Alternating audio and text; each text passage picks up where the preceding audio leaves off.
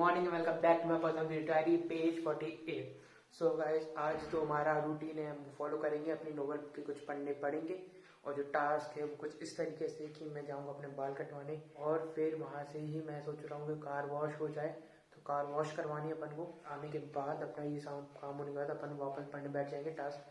तो मैंने कल जो बुलेट पॉइंट्स दिए थे वीडियो में, मैं उस पर ही नोट्स बनाऊंगा। चलो आओ पेज 48 की शुरुआत करते हैं। गुड मॉर्निंग दोस्तों, सुबह के 7 बज रहे हैं और मैं आ गया हूँ अपना बुक लेके और मैं इसको करने वाला हूँ अभी रीड। सो ऑथर ने इतना ही वो ये भी बताया कि आपको देखना भी है कि आपको कौन से प्रिंसिपल आपको बिलीव करना है, कौन से वर्ड्स, कौन से स्टेटमेंट्स आपको बिलीव करना है नहीं करना है।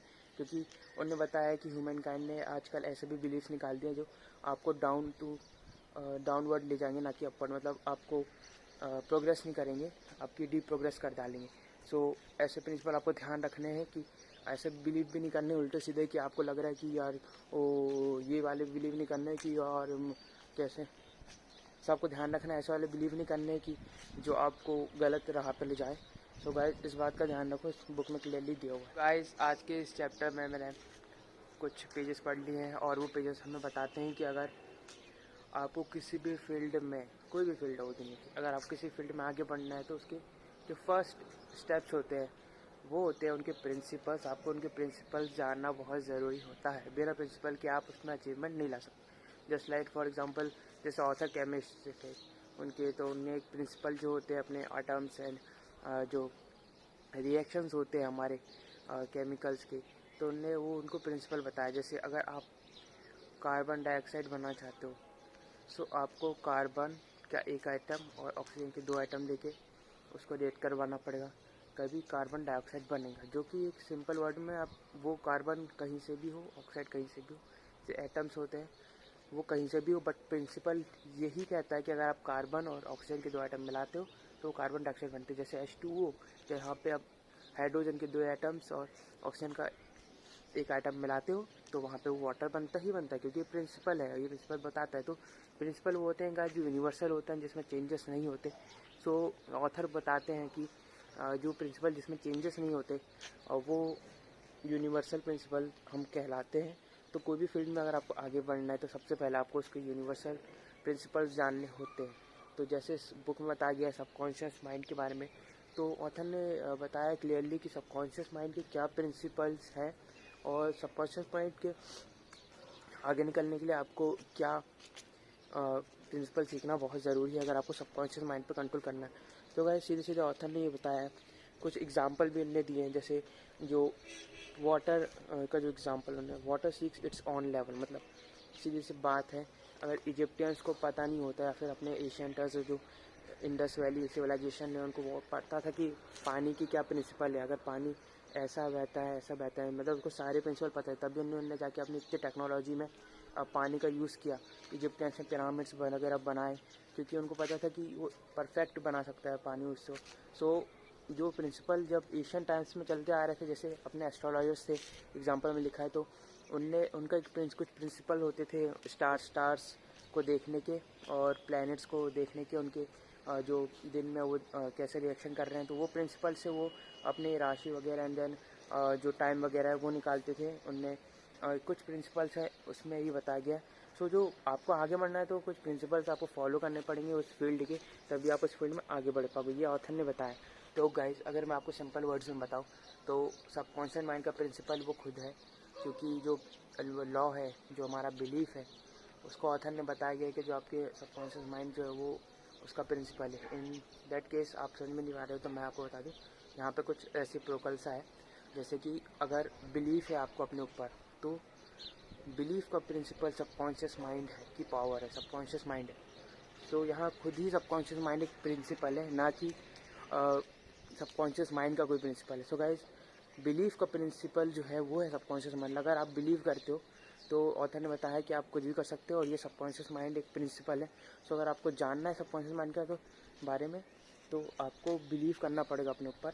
एंड देन उन्होंने ये भी बोला अगर आपको आगे निकलना, आप जैसे बहुत सारे एग्जाम्पल भी दिए, एंड ने बताया कि अगर आप आगे निकलना चाहते हो तो जो भी व्यक्ति कुछ अलग करके निकला, कुछ बड़ा करके निकला, उसने अपने ऊपर बिलीव किया है और उसके सबकॉन्शियस माइंड को कंट्रोल किया है, क्योंकि वहीं से उसका प्रिंसिपल बन के आता है।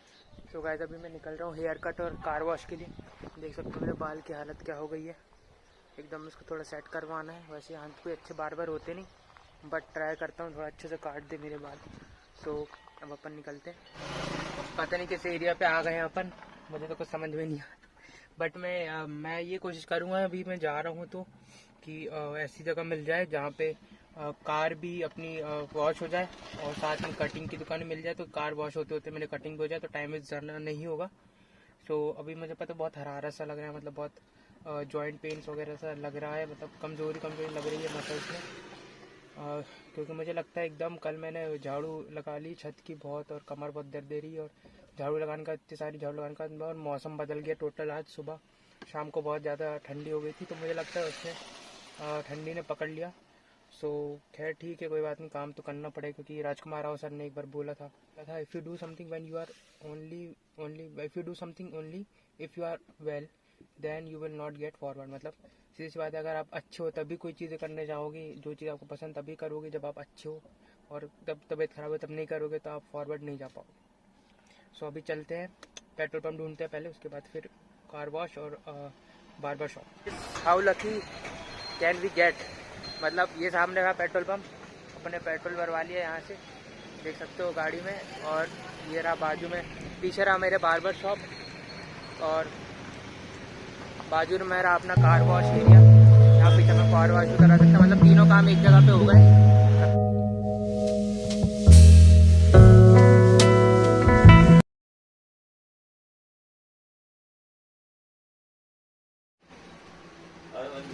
तो गाइस फाइनली बाल कट गए हैं, देखो प्रॉपर तरीके से भैया ने काट दिए एकदम। क्या नाम है भैया? भैया ने काटे ठीक है। और दुकान का नाम क्या है गाइस? एयर पॉइंट सलून, चक्का रोड पे, होशंगाबाद।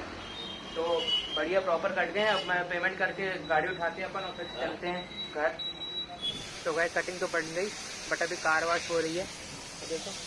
तो हो रही है, तो मैंने सोचा मैं यूट्यूब गाइडलाइंस पढ़ लेता हूँ। मैंने पहले अच्छे से नहीं पढ़ा था, बट थोड़ा अच्छे से पढ़ लेता हूँ बैठ के, बुक वगैरह भी लाया हूँ। मैं यूट्यूब गाइडलाइंस पढ़ रहा हूँ और फिर कार वॉश होती है तो अपन निकल।